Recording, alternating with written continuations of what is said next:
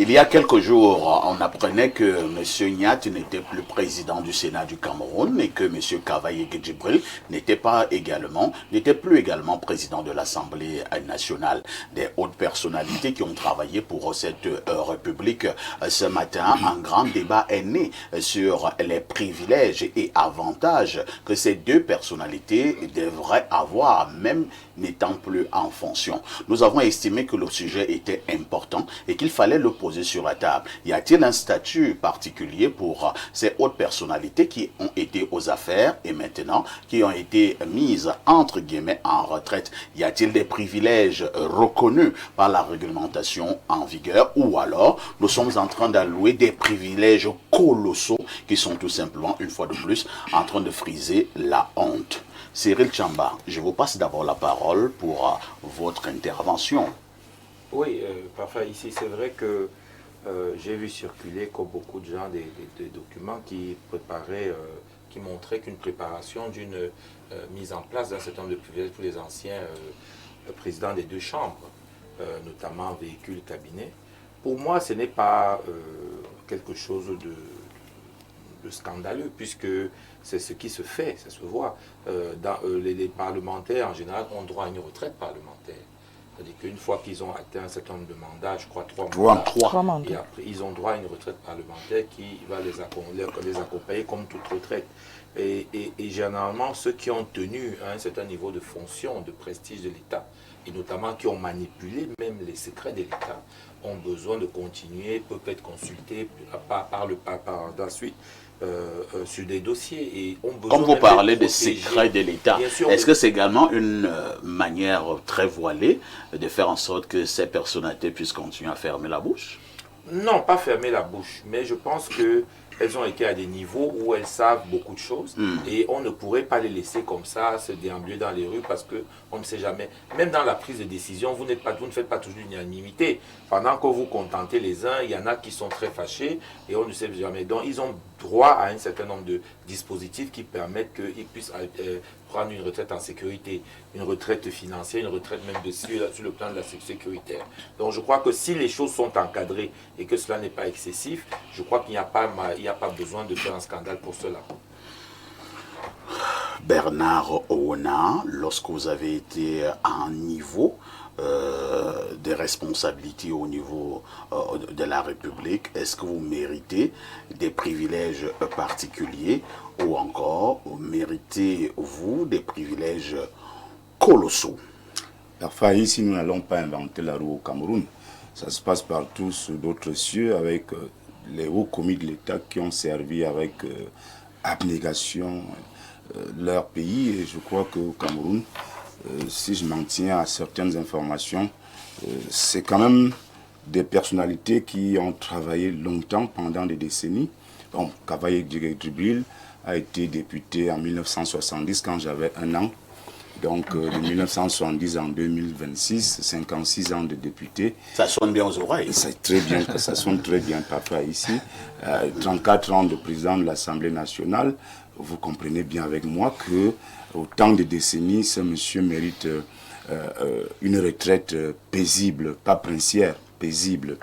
Et donc du coup, Niat Ndifendi a été ministre, vice-premier ministre, il a même cumulé à un moment, vice-premier ministre chargé de l'eau et de l'énergie et directeur général de la SONEL, président du Sénat depuis la création. Je pense qu'au moment de se retirer de la scène politique, ces deux personnalités, ces deux patriarches méritent quand même qu'on leur donne des conditions qui permettent qu'ils finissent bien leur jour. Parfait ici, mais ce qui m'intrigue un peu, c'est que c'est costaud. C'est costaud. Vous voyez, d'abord, première chose, les épouses ou les épouses des deux présidents auront droit à 2 500 000 de pension alimentaire jusqu'à vie. Là, c'est excessif. Vous êtes sérieux là? Non, mais c'est ça. Laissez-moi dérouler, vous allez voir après, vous allez commenter. Ils ont droit à 20 millions de budget annuel en termes de frais de souveraineté. Ils ont droit à 6 millions par mois de frais de carburant, de frais de fonctionnement. Ils ont droit à un cabinet. à une sécurité. Et ils ont droit également à des voitures. 7 véhicules. Oui, bon, moi je ne sais pas si c'est 7, disons qu'ils ont droit à des véhicules. Et ce qui est intéressant aussi, puisque c'est des patriarches malades régulièrement déjà, ils ont droit aux évacuations sanitaires. Aux frais de l'État. Aux frais de l'État. Donc quand vous résumez tout ça, c'est des gens qui vont nous coûter encore trop cher. Trop cher parce que, est-ce qu'ils doivent nous coûter cher? Moi je pense oui, ils méritent parce qu'ils ont bien servi le Cameroun. Mais je pense qu'on doit faire un peu aussi en tenant compte de nos réalités économiques parce que autant de millions, autant d'avantages dans un contexte où d'autres Camerounais n'arrivent même pas à manger un repas par jour. Je crois qu'on doit revoir tout ça aussi à la baisse. Bon, 20 millions de francs CFA par an pour les frais de souveraineté, c'est acceptable. 2,5 millions pour madame. Attendez, pour leur cas là, qu'est-ce qu'on met dans frais de souveraineté? Ben, les frais de souveraineté, c'est que si moi personnellement j'ai de bons rapports avec M. Cavaillé, si je vais lui rendre visite, il doit m'offrir le café ou bien le bilibili. Et donc, l'argent du salaire qu'on donne, c'est les frais de souveraineté. Les frais de souveraineté, c'est de ça qu'il s'agit, les frais de souveraineté. Entre-temps, donc, pour un cas de député, le député retraité a droit à un salaire mensuel, à une pension mensuelle d'1 million de francs CFA. Ça, il faut ajouter ça, hein. C'est un droit. C'est un droit. Là-bas, c'est pas une faveur. Là-bas, 1 million de francs CFA en termes de députés retraités par mois. Vous ajoutez donc encore ça dans les autres, ça fait beaucoup quand même. Alors, ça devient un peu compliqué. Alain Douc, je vais vous passer la parole. Si nous sommes unanimes que ceux qui ont servi la République devrait en être reconnaissante, est-ce qu'on va donc dire qu'une retraite paisible, ça veut dire une retraite princière? Encore faut-il qu'on me démontre en quoi ils ont servi. Parce que si ce n'est que... Non. Si ce n'est que la logique d'avoir occupé de hautes fonctions, c'est ça qui démontre que vous avez servi. Je dis, arrêtons cette malhonnêteté intellectuelle, cette imposture. Alors si vous avez occupé des hautes fonctions pour parasiter le pays, pour siphonner, pour prévariquer, pour voler, à la fin on me dit, oh, vous avez servi le pays, et sur le vol, toutes les malversations que vous avez accumulées, on vient encore vous donner un régime de faveur. Mais c'est incroyable ça. On est où? Justement, ça revient à ce que j'ai toujours dit. Hein. Rien n'a changé sous le soleil. C'est-à-dire que quand on parle souvent du fisc, je dis, parce que tout ce qu'ils vont avoir là, ces privilèges, c'est avec l'argent de qui? Du contribuable, les impôts. Et justement, la racine du mot fisc vient d'un ustensile, je l'ai toujours dit. Dans la Rome antique, l'ustensile donc on donnait à l'empereur, dans lequel on lui pressait du raisin, ça vient de là, fisc. Et vous voyez donc qu'aujourd'hui, la logique est la même, parfait. On continue de permettre aux gens de presser du raisin pour leur compte sur le dos de tous. Ils ont souffert. Hein. Non, lisons un peu. Parce que tout à l'heure, dit comme ça, on ne voit pas très bien. Mais essayons un peu de dire. Bon, tu as dit que tu n'es pas sûr du nombre de véhicules, mais on dit qu'en réalité, ça devrait être 7 mis à leur disposition. Donc, tout un pack pour le monsieur. 6 millions de francs CFA par mois pour l'entretien de sa résidence sur le dos du contribuable camerounais pour des gens dont le magistère, pour l'intérêt des masses, est à questionner. C'est du parasitage. Bien, un cabinet pour assurer le suivi administratif et institutionnel. Bon, on peut comprendre. Une unité de sécurité, ça aussi, on peut comprendre.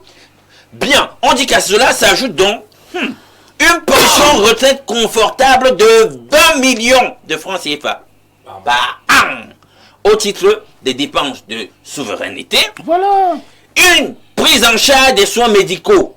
Ces avantages traduisent la volonté, dit la source que j'ai consultée, d'assurer la continuité. Voilà. Bon, on peut encore gérer, sauf qu'on ne nous donne pas le montant, c'est pas grave.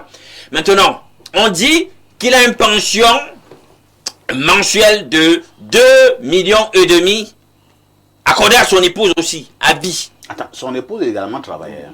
Pension alimentaire. C'est la pension alimentaire qu'on alloue à l'épouse du président à vie. À vie. 2 500 000 par Parfait, mois. tu entends ça? À vie. Donc son épouse également. Regardez d'abord, regardez les avantages. Entretient bien le mari, le président. Regardez les avantages sous lesquels les messieurs, les sieurs en question ploient. Leurs propres avantages, intuiti personne. Mais maintenant, ça ne suffit pas. il faut venir aussi prendre à charge leurs épouses.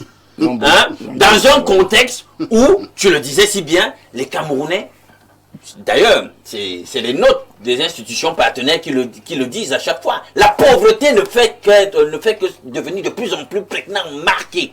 Mais il y a une petite classe de personnes qui, elles, vivent tellement au-dessus de tout ce qui est nécessaire.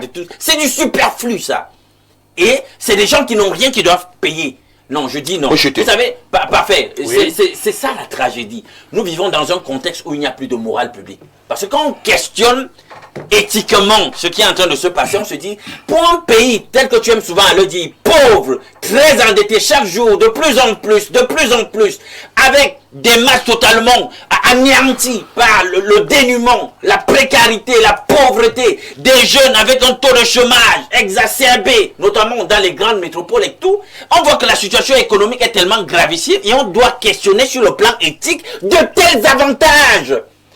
C'est totalement à contre-pied de la réalité. C'est déchéant, c'est malsain, c'est inconcevable sur le plan de la moralité. On doit revoir ça. Parce que justement, si vous dites que vous gouvernez pour un peuple, vous regardez à ce peuple, vous regardez à sa condition, et vous-même en tant que gouverneur, vous vous dites, si telle est la réalité de mon peuple, est-ce que je dois avoir de tels avantages quand je sais que ce peuple manque de tout? Il n'a pas d'eau potable. Hein? L'eau potable qui coule est jaune parfois. Dans certaines localités du pays, on boit dans les endroits où c'est les bêtes qui s'abreuvent. C'est normal que j'ai de tels avantages dans un tel contexte, que j'ai un tel train de vie princier. On a dit ici qu'il fallait réduire le train de vie de l'État de façon drastique. On voit donc que le chien ne change pas sa façon de marcher ou de s'asseoir. Vous voyez qu'ils ne veulent pas, ils ne sont pas dans cette logique. C'est-à-dire que quand le coup est dur à accuser, non, c'est les masses qui doivent supporter. Continuer à leur presser du raisin pour qu'ils entretiennent leur train de vie altier. Merci Alain Doc. On va se calmer. Hein. Je vais passer la parole à Fadima Tou. À Fadima Tou, après avoir souri. Revenons quand même à l'essentiel. Hein. Le Cameroun est un pays pauvre et très endetté. Moi, je suis allé dans l'arrière-pays et même dans les villes. Je ne sais pas si c'est ton cas. J'ai vu la pauvreté. J'ai touché la misère. Et c'est dans ce contexte-là qu'on vous parle de tels avantages pour des individus. Est-ce que ça ne choque pas la sensibilité d'un être humain normal? Bon, c'est vrai que j'ai consulté la loi numéro 2014/16 du 9 septembre 2014 qui fixait le règlement, qui en fait est le règlement intérieur de la CENI, qui fixait les indemnités des députés. C'est dans le règlement intérieur de l'Assemblée nationale. Je n'ai pas vu tout ce qui est décrit là. Et s'il est clair que même l'indemnité des députés en exercice est connue, il n'en demeure pas moins vrai que les indemnités des anciens présidents ou bien des anciens députés qui n'ont pas fait le nombre de mandats requis pour bénéficier d'une pension, même la pension, ce n'est pas marqué. C'est pour cette raison que quand M. Alain Douk, j'ai voulu lui dire de prendre un peu d'eau avant, heureusement qu'il a compris, il explique ce qu'il explique là. J'avais une question, je ne sais pas si c'est officiel, parce que moi j'ai fouiné partout, je n'ai rien vu de ce... Il y a tellement des bouts de documents qui se baladent, des bouts d'écrits qui se baladent bon, partout. Là, vous parlez des bouts d'écrits qui se baladent partout, on vous le concède, hein, Fadima Tou. Vous voulez qu'on mette une vidéo là où le président de l'Assemblée est en train de discuter avec le nouveau président. À côté, il y a son secrétaire général, M. Justement, je voulais en là également, ce sont des bouts de papier qui se baladent s'il vous plaît. Des bouts d'images. Ou bien ce sont des bouts d'images. Ou bien c'est l'intelligence artificielle. Nous sommes, s'il vous plaît, je voudrais qu'on s'entende. Oui. Est-ce que c'est officiel? Quoi? Pour le moment, je n'ai pas vu le document. Sincèrement. Non, moi je parle à la vidéo. Parce que, non, moi... Si vous permettez, nous mettons la vidéo. Vous pouvez empêcher à quelqu'un de parler. Monsieur Parfait, vous pouvez exiger de votre PDG que moi je veux 5 millions de francs le mois. Non, c'est pas le Quand vous l'avez dit, non, pas permettez. C'est un monsieur qui n'est plus en fonction. J'ai fait une analogie. C'est un monsieur qui n'est plus en fonction et qui exige que tel véhicule, vous allez le remettre chez moi. Les autres véhicules qui ont tel niveau d'âge, vous les remettrez également chez moi. Permettez. Vous avez quand même Est-ce que vous me permettez de... J'ai une impression, Fadi, j'ai une impression que le nouveau président était un peu gêné. Hein, s'il vous plaît. Quand il écoutait ça. S'il vous plaît, entre... Vous dites que ce n'est pas la même chose, mais je fais le parallèle. Vous êtes... Je prends pour le cas le plus sérieux, vous êtes en service ici. Oui. Vous allez rencontrer le DAF. Je dis n'importe quoi. Vous lui dites ce que le PDG doit savoir. Je veux 2 véhicules de fonction. Je veux 5 millions de francs. Est-ce que le DAF va vous empêcher de parler? Vous allez parler. Et comme les enfants ont l'habitude de dire, vous allez vous lever et laisser ça sur la chaise et partir. Pourquoi? Parce que il y a un règlement intérieur. En même temps, quand vous dites ça, j'ai lu un document du secrétaire général de l'Assemblée nationale qui disait autre chose. Je vais vous permettre, monsieur... Mais pour votre document, vous permettez que nous puissions lire. Non, je dis... Et là, ce sont les bouts d'écrit. C'est un bout d'écrit, c'est pas un papier. Mais pour cela, nous devons lire. Non, je dis, je l'ai vu. Mais pour l'autre bout, vous avez mis en doute. Sauf si vous voulez, vous avez quelque chose que... Je sais pas faire. Si vous voulez que je vous dise des choses, dites-moi, je le dis comme vous voulez le dire. Mais si vous voulez me permettre de parler, permettez-moi de parler. Si vous avez préparé quelque chose pour moi, demain-moi je lis. Fatima, tu sais que sur ton document, que tu veux qu'on ce n'est pas un document. C'est ton avantage. Tout à l'heure. Quand on a parlé de ce document, on parle de privilèges, de Niat et de Cavaille, vous avez dit, bon, vous méfiez. Je me méfie. En même temps, c'est pour vous dire la contradiction. Vous voyez un peu la contradiction qu'il y a dans tous ces bouts d'écrits. Parce que ce ne sont même pas des documents, hein. C'est des messages WhatsApp. Sur la thématique, j'ai vu les anciens. Il y a le président du Sénat et le PAN. Est-ce que le président du Sénat a les mêmes exigences? Je pense que je n'ai pas aussi vu quelque chose de semblable qui circulerait pour son cas. Ce que je voudrais dire pour les 2 personnalités qui ont servi ce pays, peu importe comment M. Alain Douk les regarde, je dis ils ont servi ce pays. Il les regarde avec haine. Avec acharnement. Non, c'est son droit. Ouais, vous êtes déjà assez d'entraîner le débat sur notre... Mais c'est pas vrai, il ne me laisse pas parler. Bon, c'est des personnalités qui méritent des égards. Comme partout ailleurs, ils méritent des égards. Ils méritent de la sécurité. Ils méritent un certain nombre d'encadrements. Mais ce que nous suivons là, sincèrement, c'est officieux. Parce que si c'était officiel, cela révolterait tout citoyen. Deuxième élément, je prends le cas des généraux. Parce que ces gens, tout à l'heure, il a parlé des informations sensibles. Ils ont été au cœur du pouvoir, à tous les niveaux de leur parcours, vu leur parcours, vu ce qu'ils ont. Ils ont été au cœur du pouvoir. À tout moment, ils peuvent être consultés. Ils sont pour nous, dans la politique, dans le monde politique, c'est que les généraux sont en 2e session. Quand le général est en 2e session, on réduit un certain nombre de choses, mais il a quand même le minimum pour assurer. Si ce n'est que sur ce point de vue, je ne vois pas en quoi ça poserait problème. On ne serait pas en train...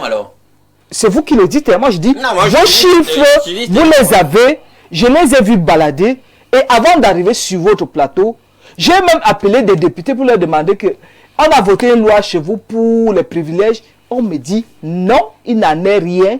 Voilà ce que le règlement intérieur dit.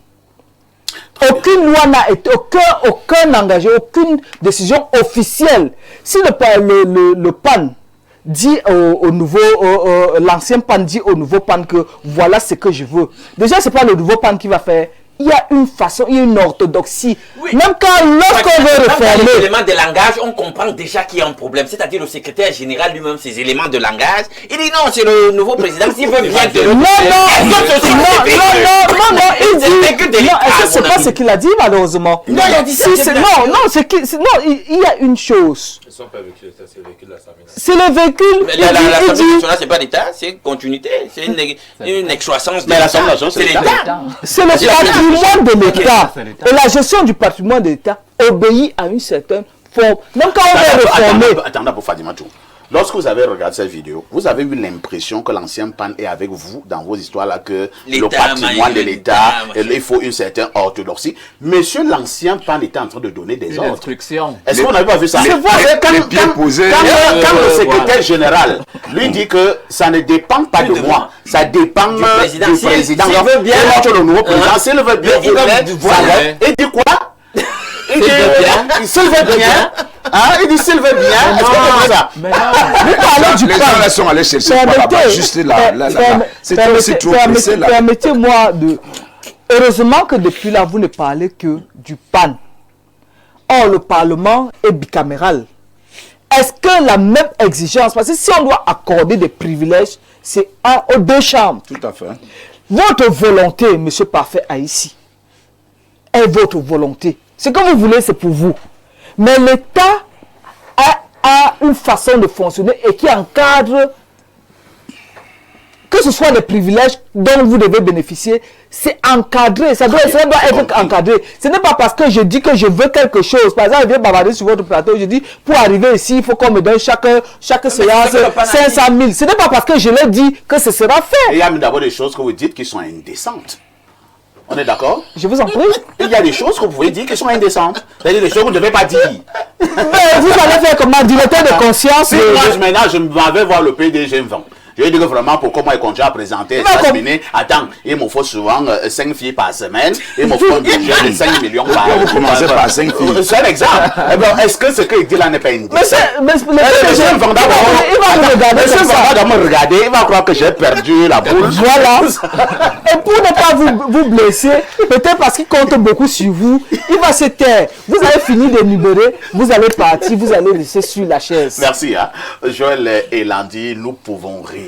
Nous pourrons sourire, mais est-ce que ce n'est pas la République qui est mise ici en question? Parfait, ici, si ces avantages sont effectivement attribués, si ce document parvenait à être officiel, je pense que ce serait une provocation. Une provocation pour les Camerounais. Parce que dans un triple contexte de pauvreté ambiante, tout à l'heure, vous avez dit que dans l'arrière-pays, il y a la pauvreté qui se vit, qui se touche au bout du doigt. Je pense que même dans la ville, tout le monde, les Camerounais tirent le diable par la queue. Dans un autre contexte de la rareté des ressources, tout le temps, on nous dit que non, nous sommes allés lever les fonds à l'étranger pour réaliser tel projet. Et dans un autre contexte où la rhétorique est celle de la diminution du train de vie de l'État, on ne comprendrait pas, ou alors on comprendrait mal que des personnes qui ont perdu le statut de président, certes qui ont travaillé très longtemps au sommet de l'État, bénéficient de tels avantages. Parce que ça donne l'impression qu'on leur a juste retiré le pouvoir d'ordonner, d'inscrire, mais qu'ils sont restés avec les avantages attachés à leur fonction. Mais là, c'est une incongruité.